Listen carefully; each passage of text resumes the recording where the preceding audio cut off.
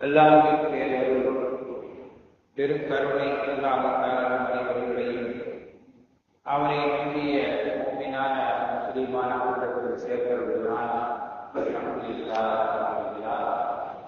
அதை குறிப்பாக அல்லாஹ்வுடைய முஸ்லிமான அவர்களுடைய அருள்மிக்க உலகத்தை வளர்க்கிறாராகி பாக்கியம் தெரிந்த இமாமுடைய வாணி தங்களுடைய அனைவரையும் அவனுடைய விருந்தில் கொடுத்திருக்கிறார். அன்பான அல்லாஹ்வுடைய பெயரில்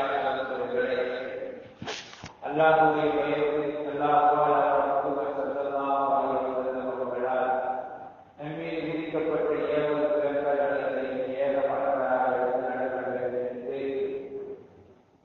என்னையும் உங்களையும் நம்பூர் வைத்துக் கொள்கிறீர்களாக.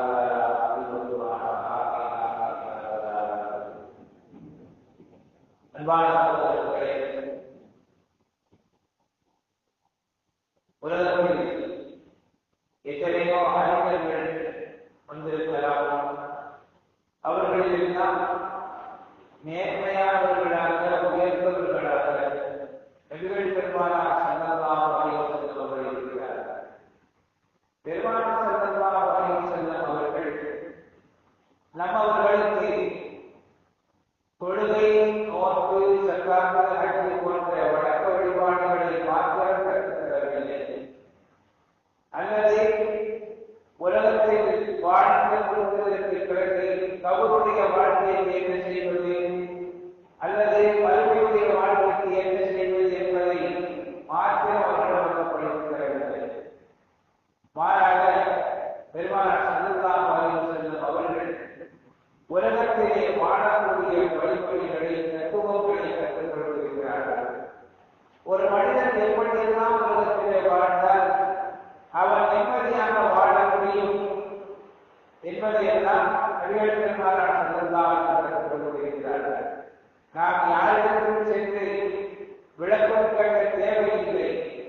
நமக்கு பெருமானார் ஸல்லல்லாஹு அலைஹி வஸல்லம் காட்டிக் கொடுத்த வழிமுறைகள் போதுமானது. அவர்களுடைய வழியை பின்பற்றி நம்முடைய நாதாக்கள் பெரியவர்கள் எப்படி வாழ்ந்து காட்டுகிறார்களோ அந்த வழி நமக்கு போதுமானது. வேறு எவரிடத்திலும் எந்த காரணங்களும் எங்களுக்கு இஸ்லாமிலே இது இல்லை, இஸ்லாமிலே அது இல்லை என்று மற்றவர்களுக்கு சென்று நாம் நாட்டு கடக்க வேண்டிய வேலை நமக்கு இல்லை, தேவையாக வேண்டிய வேலை நமக்கு இல்லை. பெருமானார் ஸல்லல்லாஹு அலைஹி வஸல்லம் சொல்றார்கள், ஒரு மனிதன் உலகத்திலே நிம்மதியாக வாழ்கிறான் என்றால் அவனுக்கு 4 காரணங்கள் இருந்தால் அவன் நிம்மதியாக வாழலாம் என்று ஸல்லல்லாஹு அலைஹி வஸல்லம் சொல்றார்கள்.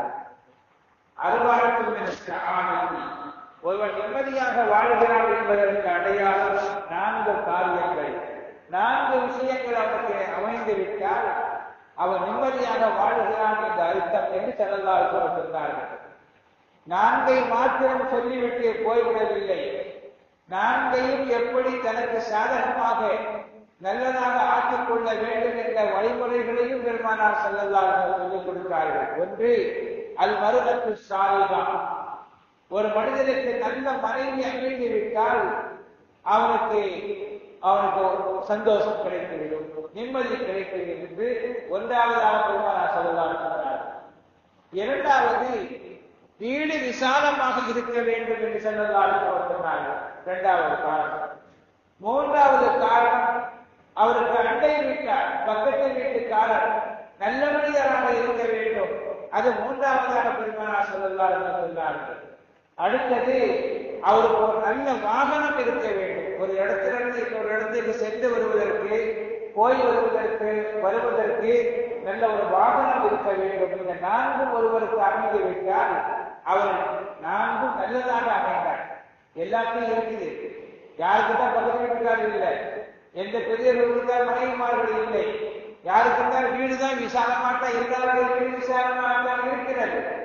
எல்லோரும் வாகனம் வைத்திருக்கிறோம், 1க்கு 2, 3 வாகனம் கூட வைத்திருக்கிறோம், ஆனாலும் நிம்மதி இல்லை. அருமையான சகோதரர்களே, பெருமானார் ஸல்லல்லாஹு அலைஹி வஸல்லம் இந்த 4ம் நல்ல முறையாக அமைந்துவிட்டால் ஒரு மனிதன் அவன் நிம்மதியாக வாழுவான் என்று ஸல்லல்லாஹு அலைஹி வஸல்லம் சொன்னார். ஆக நம்பர் 1 என்ன? அவனுக்கு நல்ல மனைவி அமைய வேண்டும், சாதிகான மனைவி அமைய வேண்டும். நல்ல மனைவி அமையவில்லை என்றால் அவன் துனியாவிலேயே அவன் நரக வேதனையை அனுபவித்துக் கொண்டிருப்பான்.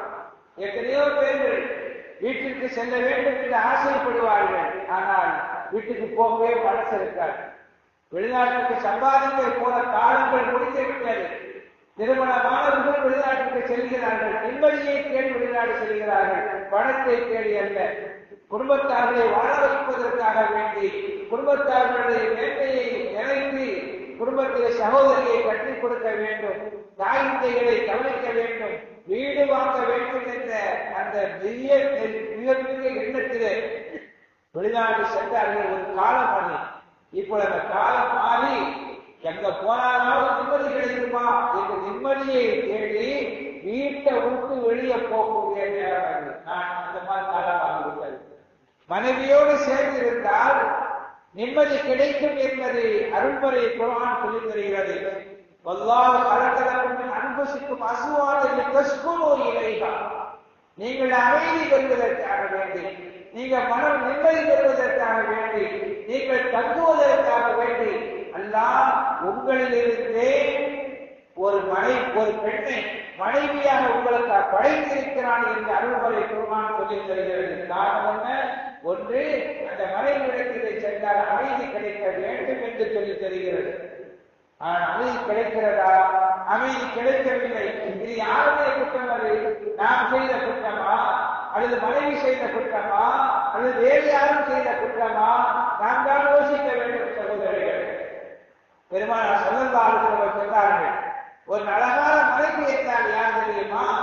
ஒரு கணவன் வீட்டிற்கு வந்ததும் அந்த கணவன் பார்த்ததும் அவருக்கு சந்தோஷம் கொடுக்கக்கூடியவனாக இருக்க வேண்டும் என்று பெருமானார் ஸல்லல்லாஹு அலைஹி வஸல்லம் சொன்னார்கள்.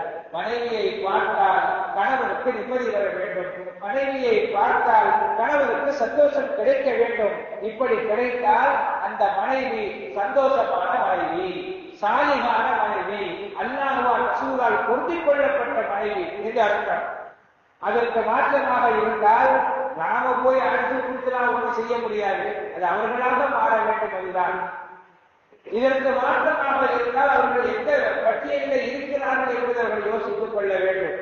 பெருமானார் ஸல்லல்லாஹு அலைஹி வஸல்லம் சொன்னார்கள், ஒரு மனைவி கணவன் வீட்டிற்கு வந்ததும் அந்த கணவனுக்கு சந்தோஷம் கொடுக்கக்கூடியவராக, கணவனுடைய கண் பார்வை பட்டதும் கணவன் சந்தோஷப்பட வேண்டும், நிம்மதிப்பட வேண்டும், கணவன் அமைதிப்பட வேண்டும், குறிப்பிட்ட மனைவியாக இருக்க வேண்டும். கணவன் வீட்டை விட்டு வெளியே சென்று விட்டால் அந்த கணவனுடைய குடும்பத்தை பாதுகாக்கக்கூடியவனாக இருக்க வேண்டும், கணவனுடைய பிள்ளைகளை பாதுகாக்கக்கூடியவனாக இருக்க வேண்டும், கணவனுடைய சொத்துக்களை பாதுகாக்கக்கூடியவனாக இருக்க வேண்டும், கணவனுடைய அந்த அமானிதத்தை பாதுகாக்கக்கூடியவனாக இருக்க வேண்டும்.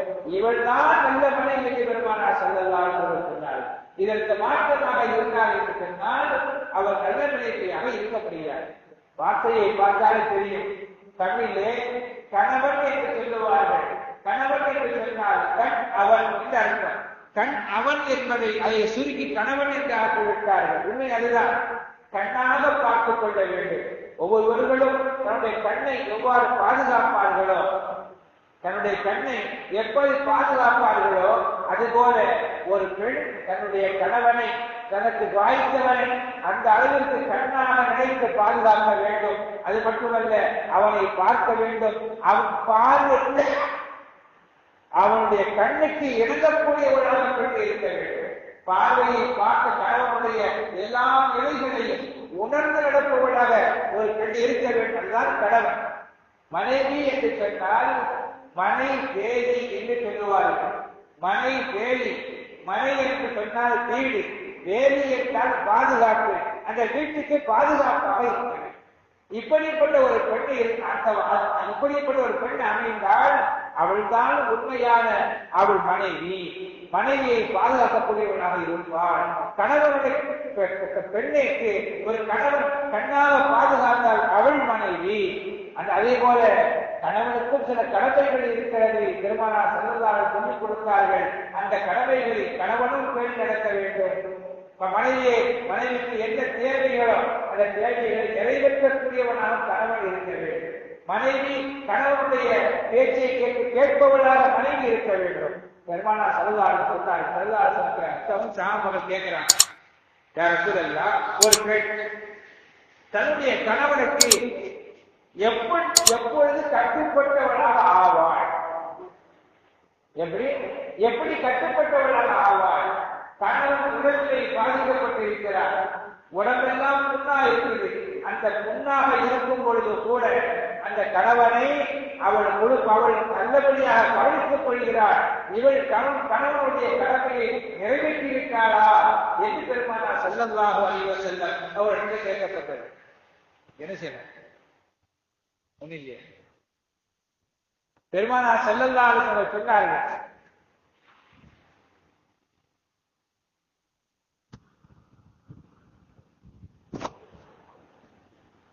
பெருமானார் ஸல்லல்லாஹு அலைஹி வஸல்லம் அவர்கள் சொன்னார்கள், ஒரு கணவனுக்கு உடம்பெல்லாம் புண்ணாகி அதிலே சீழ் வடிந்து கொண்டு இருக்கிறது. ஒரு மனைவி அந்த சீழ் சலத்தை தன்னுடைய நாவினால் சுத்தப்படுத்துகிறார். எப்படி? கையால இல்ல, பிரசால இல்ல, தன்னுடைய நாவினால் சுத்தப்படுத்தி அவரை கண்ணியம் செய்கிறார். அப்படி செய்தால் கூட ஒரு மனைவி கணவனுடைய கடமைகளை முழுவதுமாக நிறைவேற்றியவளாக ஆக முடியாது என்று பெருமானார் ஸல்லல்லாஹு அலைஹி வஸல்லம் சொன்னார். கணவனுக்கு அவ்வளவு சிறப்பு இருக்கிறது. அடுத்து பெருமானார் ஸல்லல்லாஹு அலைஹி வஸல்லம் சொன்னார்கள், ஒரு மனிதன் அல்லாஹ்விற்கு மாத்திரமே சஜிதா செய்ய வேண்டும். சஜிதா என்பது, தொழுகை என்பது அல்லாஹ் ஒருவனுக்கே செய்ய வேண்டும்.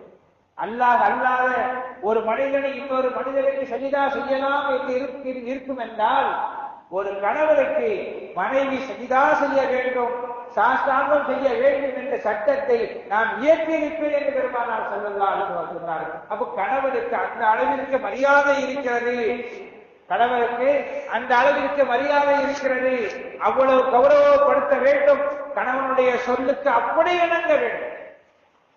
ஆயிஷா ரலியல்லாஹு தஆலா அன்ஹா சொல்லுவாங்க, நம்ம ஊர்ல எல்லா பெண்களும் நோன்பு வைப்பாங்க, நோன்பு வைக்கிற வரவேற்கத்தக்க யாரும் குறை சொல்லல. ஆயிஷா ரலியல்லாஹு தஆலா அன்ஹா சொல்லுவார்கள், ரமலான் மாதத்திலே எனக்கு தீட்டு ஏற்பட்டு விட்டால் நோன்பை விட்டுருவாங்க. எல்லா பெண்களுக்கும் இயல்புதான். அதுபோல நானும் நோன்பை விட்டு விடுவேன். அந்த நோன்பை நான் கலா செய்ய எப்ப கலா செய்வேன் தெரியுமா? ஷாபான் மாதத்திலே தான் கலா செய்வேன் என்று சொன்னாங்க. எப்ப கலா செய்வாங்களா? ஷாபானுடைய மாதத்திலே கலா செய்வார்கள். ரமலான் மாதம் முடிஞ்சு 11 மாசம் முடிஞ்சு கடைசி மாசம் வருது, 10 மாசம் முடிஞ்சு 11வது மாதமாக வருவது ஷாபானுடைய மாதம். அந்த மாதத்திலே தான் நான் கலா செய்வேன் என்றார்கள். ஏன் அப்படின்னா காரணம் சொன்னாங்க, பெருமானார் ஸல்லல்லாஹு அலைஹி வஸல்லம் அவர்கள் எப்ப நோன்பு வைப்பாங்க, எப்ப நோன்பை விடுவாங்கன்னு எனக்கு தெரியாது. பெருமானார் ஸல்லல்லாஹு அலைஹி வஸல்லம் அவர்கள் எப்ப நோன்பு வைப்பாங்க, எப்ப நோன்பை விடுறாங்கன்னு எனக்கு தெரியாது. எப்ப வேண்டுமானாலும் என்னை அழைப்பார்கள், நான் அவர்களுக்கு பதில் சொல்லி ஆக வேண்டும் என்பதற்காக வேண்டி நான் என்னுடைய கலாவான பரலான நோன்பை கூட நான் கலா செய்ய மாட்டேன். யார் சொல்றா? ஆயிஷா ரலியல்லாஹு தஆலா சொல்றாங்க. ஷாபானுடைய மாதத்திலே பெருமானார் ஸல்லல்லாஹு அலைஹி வஸல்லம் அவர்கள் அதிகமாக நோன்பாக இருப்பார்கள், அது எனக்கு தெரியும். அதனால் பெருமானார் ஸல்லல்லாஹு நோன்பு வைப்பதற்காக அவங்க நோன்பு வைக்கிறாங்க என்பதற்காக வேண்டி நானும் அந்த கலாவான நோன்பை வைத்து விடுவேன் என்று ஆயிஷா ரலியல்லாஹு தஆலா. அருமையானவர்களே, அவ கணவனுடைய அந்த பேச்சை கேட்டு நடக்கக்கூடிய ஒரு பெண்ணாக இருந்தால் உண்மையில் அது உயர்ந்த ஒரு பெண்.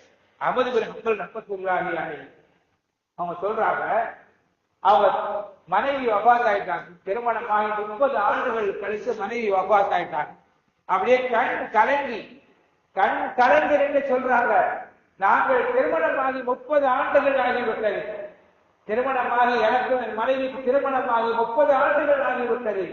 ஒரு நாள் கூட, ஒரு வார்த்தையில் கூட எங்கள் இருவருக்கும் மத்தியிலே கருத்து வேறுபாடு வந்ததே கிடையாது என்று அஹ்மது பின் ஹம்பல் ரஹ்மத்துல்லாஹி அலைஹி கூறுகிறார்கள். உண்மையானவர்களே, அப்படி வாழ்ந்தார்கள் பெரியவர்கள், சீதேவிகளாக ஆனார்கள். பெருமானார் ஸல்லல்லாஹு அலைஹி வஸல்லம் அவர்கள் அப்படித்தான் வழிகாட்டி கொடுத்தார்கள். மனைவிமார்கள் கணவருக்கு முழுவதுமாக கஷ்டப்பட்டு நடக்கிறது. நிறைய நிகழ்வுகள், 1-2 அல்ல, நிறைய நிகழ்வுகள் இருக்கிறது. இது போல அவ இதற்கு என்ன செய்வது? கணவனுக்கு மனைவி கட்டுப்பட்டவளாக இருந்தால் அந்த பாக்கியவான், கணவன் பாக்கியவானாக இருக்கிறான். அதுபோல ஒரு மனைவிக்கு கணவன் அமைந்து விட்டால், ஒரு நல்ல கணவனாக உண்மையான கண்ணாகவே ஒரு கணவன் அமைந்து விட்டால் அந்த பெண் ஒரு பாக்கியசாலி. இரண்டுமே அல்லாஹ்விடத்தில் துஆ செய்ய வேண்டும். நற்குணம் உள்ள பெண்ணை யாருதான் எங்களை கொடுத்தல்வாயாக என்று அல்லாஹ்விடத்தில் துஆ செய்ய வேண்டும். நற்குணமான பெண்ணை தேட வேண்டும், நற்குணமான ஆணை தேட வேண்டும். அஸ்மா பின்த் அபீ பக்கர் ரலியல்லாஹு தஆலா அபூபக்கர் நாயகத்துடைய மகள் அஸ்மா ரலியல்லாஹு தஆலா அவங்க கல்யாணம் முடிச்சாங்க. ஜுபைர் ஒருத்தவங்கள அவங்க சொல்றாங்க, என் கணவரிடத்திலே எந்த சொத்து செல்வமும் இல்லை, ஒண்ணுமே கிடையாது, எந்த காசு பணம் இல்லை. என் தந்தை அவர்கள் கல்யாணம் முடித்து கொடுத்துட்டாங்க. யாருக்கு? அஸ்மா பின்த் அபீ பக்கர் அபூபக்கர் நாயகத்துடைய மகளை திருமணம் முடித்து கொடுத்தாங்க. ஆனா எனக்கு அவங்க சொல்றாங்க, எனக்கு சரியா மாவு கூட குழைக்க தெரியாது, ரொட்டி சுடுவதற்கு மாவு கூட குழைக்க தெரியாது. என் பக்கத்து வீட்டுக்காரங்க இருந்தாங்க, அவங்க தான் எனக்கு குழைச்சி எனக்கு பழக்கப்படுத்தி கொடுத்தாங்க. பக்கத்து வீட்டுக்காரங்க பழக்கப்படுத்தி கொடுப்பாங்க. என்னுடைய வேலை என்ன அப்படின்னு கேட்டா, நான் அவங்களோட தோட்டத்துல போய் பேரிக்கம்பள கொட்டைகளை அள்ளிட்டு வருவோம். பேரிக்கம்பளத்தை அள்ளிட்டு வருவோம். ஒரு நாள் பொழுது வழக்கு வருது, பெருமானார் ஸல்லல்லாஹு அலைஹி வஸல்லம் சஹாபாக்களோடு இருந்தார்கள். என்னை பார்த்து, அம்மா ரொம்ப சிரமம் பண்ணியம்மா, நீ எங்களோட வாகனத்துல ஏறி வாய அப்படின்னு சொன்னாங்க. என்னோட வாகனத்துல ஏறி வாய் என்று சொன்னார்கள். நான் வெக்கப்பட்டேன். எப்படி சஹாபாக்கள், அதாவது இதெல்லாம் ஆரம்பத்துல உள்ள சட்டாரு, ஆண்கள் பெண்களை பார்க்கலாம் என்ற நிலை இருந்தது அல்லவா, அப்போ உள்ள நிலைமை. பெருமானார் ஸல்லல்லாஹு அலைஹி வஸல்லம் சொன்னார்கள், ஏறி வர சொன்னார்கள், வாகனத்திலே ஏறி வாய்ந்தார்கள். நான் வெக்கப்பட்டு ஒதுங்கிக் கொண்டேன். எனக்கு ஏன்னா என் கணவர் ரோசக்கார், அடுத்த அந்நிய ஆண்களை பார்ப்பது, அந்நிய ஆண்களோடு பேசுவது, அந்நிய ஆண்களோடு பழகுவது என் கணவருக்கு பிடிக்காது. அதனால் நான் ஒதுங்கிக் கொண்டேன், நானும் வெக்கப்பட்டேன், தவறு இருந்து. இத தன்னுடைய கணவர்கிட்ட சொல்றாங்க, இப்படி சம்பவம், நான் போனேன், ரொம்ப வெயிட்டு தாங்கல, கடுமையான சுமையை சுமந்து வந்தேன், என் மேல இறக்கப்பட்டு பெருமானார் ஸல்லல்லாஹு அலைஹி வஸல்லம் ஏறி வாயம்மா அப்படின்னு சொன்னாங்க. அப்படின்னு நான் வெக்கப்பட்டு வந்துட்டேன். அப்ப கணவர் சொன்னாங்க, நீ ஏறி வருவதை விட சுமந்து வந்ததுதான் மேலானது. ஸல்லல்லாஹு அலைஹி வஸல்லம் சொல்றாங்க, கணவர் இப்படி சொல்லுகிறார்கள். சொல்றது இதுதான் சஹாபி பெண்மணிகள் இந்த வரை சரித்திர ஏடுகளிலே பொன் எழுத்துக்களிலே பதிக்கப்பட்டவர்களாக மேன்மக்களாக வாழ்ந்து கொண்டு இருக்கிறார்கள். ஆக இது போன்ற நிலை நம்முடைய குடும்பத்திலும் வர வேண்டும், நம்முடைய வீடுகளிலும் வர வேண்டும். இந்த நிலையை வர வேண்டும் என்று நம்முடைய பிள்ளைகளுக்கு நாம் சொல்லிக் கொடுக்க வேண்டும். பெருமானார் ஸல்லல்லாஹு அலைஹி வஸல்லம் பாத்திமா அம்மா கல்யாணம் முடித்தாங்க. அலிநாயகத்துக்கு வேற யாரும் இல்லை, தூரத்துறை அல்ல, குடும்பத்துக்குள்ளே கல்யாணம் பண்ணி கொடுத்தாங்க. கல்யாணம் பண்ணி கொடுத்து போகும்போது சொன்னாங்க, பாத்திமா அலி என்னுடைய கணவர் கொஞ்சம் கோபக்காரரு, கொஞ்சம் பார்த்து நடந்துக்கமான்னு சொன்னாங்க. அருமையானவர்களே, இதை பெருமானார் ஸல்லல்லாஹு அலைஹி வஸல்லம் அவர்களை சொல்லிக் கொடுத்திருக்கிறார்கள். நாங்க அந்த மாதிரி சொல்லிக் கொடுக்கிறோமா? இல்ல. என்ன சொன்னாலும் சரிதான். அவரை மாதிரி கோவப்பட்டாரா, மாமியார் அப்படி நடந்துச்சா, உடனே வீட்டுக்கு வந்துரு, வேண்டாம், இனி அந்த உறவே வேண்டாம் என்று தேவையில்லாமல் பெண்களுக்கு தவறான சிந்தனைகளை, தவறான பேச்சுக்களுக்கு நாமே வழியை வகுத்துக் கொடுக்கிறோம். அல்லாஹ் பாதுகாக்க வேண்டும். அருமையானவர்கள், ஆக ஒன்று, நல்ல மனைவி, சாலிகான மனைவி அமைய வேண்டும். இரண்டாவது, நல்ல வீடு விசாலமாக இருக்க வேண்டும். வீடு விசாலமா இருக்கணும் அப்படின்னு சொன்னா நல்ல பெரிய வீடு கட்டணும் அவசியம் இல்லை. வீட்டை பெருசா கட்டிட்டு 2 பேர்கள், அந்த 2 பேர்ட்ட உட்கார்ந்து வச்சுதான் வீட்டை வேற யாரும் இல்லை. இந்த விசாலத்தை பற்றி சொல்லவில்லை. வீடு விசாலமாக இருக்க வேண்டும் என்றால் வீடு பரக்கத்தான வீடாக இருக்க வேண்டும். வீடு பரக்கத்தான வீடாக இருக்க வேண்டும். மேல உள்ளவன் குறைச்சு, மேல உள்ளவன் குறைச்சு. வீடு பரக்கத்தான வீடாக இருக்க வேண்டும். எப்படி பரக்கத்தான வீடாக இருக்கணும்? ஒன்று, மனைவி நல்லவளாக இருக்கணும். கணவன் வந்ததும் கணவனை அனுசரிக்கக்கூடிய ஒரு பெண்ணாக, நற்குணம் உள்ள பெண்ணாக இருக்க வேண்டும்.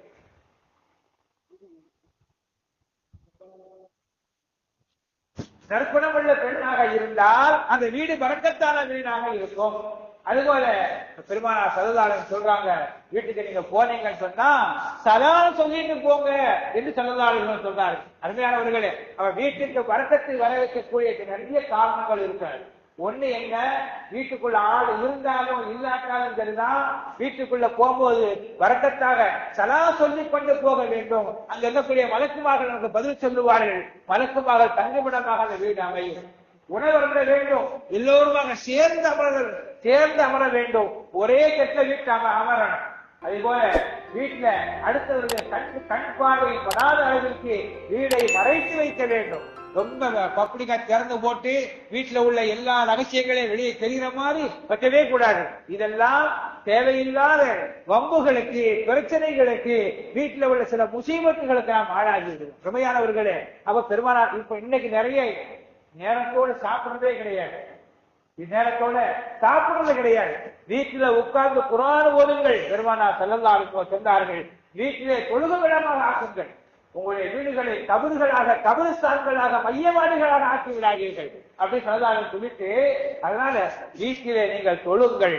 அது பொம்பளைக்கு தொழுதான் செய்யறாங்க, ஆண்களும் தொழ வேண்டும், சிறுவர்களையும் தொழ வைக்க வேண்டும். வீட்டிலே தொழுவதற்கு என்று எல்லாத்துக்கும் தனித்தனி இடம் வைக்கிறோம். தொழுகைக்கென்று ஒரு இடத்தை நாம் தயார் செய்ய வேண்டும். அருமையானவர்களே, அவ வீட்டிலே தொழும் பொழுது, சேர்ந்து உண்ணும் பொழுது, பிஸ்மில்லா சொல்லி உண்ணும் பொழுது அந்த வீட்டிலே பரக்கத்துகள் கிடைக்கும். அதுபோல வீட்டிற்கு முசாஃபிர்கள், ஏழை எளிய மக்கள் வர வேண்டும், வீட்டுக்கு விருந்தாளிகள் வர வேண்டும். வீட்டுக்கு விருந்தாளிகள் ஆரம்பித்து விட்டால் வீடு பரக்கத்தாக ஆகிவிடும். வீட்டுக்கு விருந்தாளிகள் வரணும். வீட்டுக்கு விருந்தாளிகள் வந்து சென்றால் வீட்டில் உள்ள முசீபத்துகள் எல்லாம் வெளியே சென்றுவிடும். வீட்டிலே குர்ஆன் ஓதப்பட்டால் வீட்டில் உள்ள முசீபத்துகள் எல்லாம் வெளியே சென்றுவிடும். சஹாபாக்களை பற்றி அல்லாஹ் சொல்றான், பூமி விசாலமா இருந்துச்சு, ஆனா அவங்களுக்கு நெருக்கடியாக ஆகிவிட்டது என்று அல்லாஹ் சொல்றான். 3 சஹாபாக்களை பற்றி, வால சலாஹத்துல்லதீன குல்லித்து ஹத்தா இதா லாக்கத் அலைஹிம், பூமி அவர்களுக்கு நெருக்கடியாக ஆகிவிட்டது என்று அல்லாஹ் சொல்றான். வீடு விசாலமாக இருக்கும்.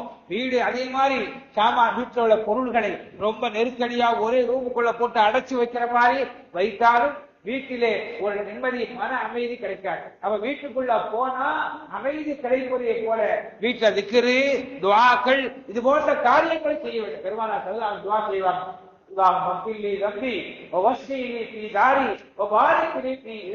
ஒது செஞ்ச குற்றோட துஆ செய்வாங்க, யா அல்லாஹ் என் பாவத்தை மன்னிச்சு, என்னுடைய வீட்டை விசாலமாக ஆக்கு. வீட்டை விசாலமாக ஆக்குனா ஊருக்குள்ள சேர்ந்து ஒரு வீட்டை கட்டுவது அர்த்தம் அல்ல. தங்குவதற்குரிய தேவையான வீடு இருந்தால் போதுமானது. ஆனால் அங்கே விசாலமான மனப்பான்மை உடையவர்களாக, விசாலமான எண்ணம் உடையவர்களாக, நல்ல எண்ணம் உடையவர்களாக, நன்மக்கள் வாழக்கூடியவர்களாக, நல்ல சிந்தனை வரக்கூடிய இடமாக என்னுடைய வீட்டை நீ ஆக்கி, என்னுடைய ரிசுக்கிலே எனக்கு கொடுக்கக்கூடிய அந்த உணவிலே வர்க்கத்தை தருவாயாக என்று பெருமானார் ஸல்லல்லாஹு அலைஹி வஸல்லம் சொன்னார். துஆ செய்கிறார்கள். அந்த துஆவையும் நான் செய்து கொண்டே இருக்க வேண்டும் சகோதரர்களே. ஆக ஒன்னே மனைவி நல்ல மனைவியாக அமைய வேண்டும். பெருமானார் ஸல்லல்லாஹு அலைஹி வஸல்லம் தொழுக வரும்போது ஆயிஷா அம்மா முஸல்லால தான் உட்கார்ந்து இருப்பாங்க. ஆயிஷா முசல்லால உட்கார்ந்து இருப்பாங்க. ஆயிஷா தொழுவுங்க அப்படின்னு சொல்லிட்டு வருவாங்க. நம்ம வீட்டுல சொன்னா ஒத்துக்குறாங்க, கண்ணனை பிறடியில வச்சுக்கிட்டு இருப்பாங்க. நான் முசல்லால உட்கார்ந்து தொழுவுதான போறேன், பெரிய சொல்லிட்டு போறாரு, அவர் நீங்க தொழுவுக்கு வேலையை போய் பாருங்க என்பது அல்ல. அது ஏன் காரணம் சொன்னாங்க. அல்லாஹ் குர்ஆன்ல சொல்றான், வஅமுர் அஹலக பிஸ்ஸலாத்தி வஸ்தபிர் அலைஹா லா நஸ்அலுக ரிஸ்கா, உங்களுடைய குடும்பத்தார்களை தொழுகும்படி நீங்கள் ஏவுங்கள், நான் ரிஸ்கை நான் தர்றேன், உங்கள்ட்ட ரிஸ்கை நான் கேட்கிறேன் அல்லாஹ் தஆலா. அதனால அவர்கள் தொழுகையாளியாகவே இருந்தாலும் சரிதான். நம்ம பிள்ளைங்க தொழுகையாளிகள் தான் தொழுவ போவாங்க, தொழுவ போன ஒரு வார்த்தை சொல்லணும். இந்த சட்டத்தின் பிரகாரம், இந்த ஆயாத்தின் பிரகாரம் மனைவி மக்கள் தொழுவார்கள், திக்ர் செய்வார்கள், குர்ஆன் ஓதுவார்கள். என்ன இருந்தாலும் குர்ஆனா ஓதுங்க, ஒரு வார்த்தை கேட்பதன் மூலமாக அல்லாஹ் அதோடு வர்க்கத்தை தருகிறான். இதை வச்சு ஆயிஷா முஸல்லால உட்கார்ந்து போதே ஸல்லல்லாஹு அலைஹி வஸல்லம் சொல்லுவாங்க. அருமையானவர்களே, இப்ப இந்த மாதிரி பழக்க வழக்கங்களை செய்தால் குடும்பத்தார்கள் வரக்கத்தாக இருப்பார்கள், குடும்பமும் வரக்கத்தாக இருக்கும். அதே போல அண்டை வீட்டார்களை அனுசரித்து நடக்க வேண்டும். அண்டை வீட்டார்கள் நல்ல மக்களாக இருந்தால், நன்மக்களாக இருந்தால் எல்லாருக்கும் அதுல மிகப்பெரிய பழக்கத்தை வைத்திருக்கிறார். அதுபோல நல்ல ஒரு வாகனம் அமைய வேண்டும். எல்லாத்தையும் விளக்கம் கொடுக்க டைம் ஆயிட்டு, வாகனம் நல்ல வாகனம் கிடைக்கணும். பெருமானார் ஸல்லல்லாஹு அலைஹி வஸல்லம் அவர்கள் வாகனத்துல ஏறி எந்தவித ஆபத்து வந்து விடாத அளவிற்கு முதல்ல அல்லாஹு அக்பர், அல்லாஹு அக்பர், அல்லாஹு அக்பர் தக்பீர் சொல்லுவாங்க. நம்ம என்னைக்கு சொல்றோம், பேசிக்கிட்டே போறோம் வர்றோம், என்ன பேசுறோம், போன்ல பேசிக்கிட்டே போறோம். ரம்யானவர்களே, அவ வாகனத்திலே எந்த விபத்து வந்துவிடாமல் இருப்பதற்கு முதல்ல அல்லாஹ்விடத்தில் துஆ செய்து அல்லாஹ் அக்பர் என்ற தக்பீரை சொல்லி வாகனத்தில் ஏறி அல்லாஹ்விடத்தில் பாதுகாப்பு தேடிட்டு போகணும். அல்லாஹ் தஆலா நம் அனைவர்களையும் எல்லா வகையான நற்பாக்கியங்கள் கிடைத்தவர்களாக, நற்பாக்கியங்கள் குடும்பத்திலும்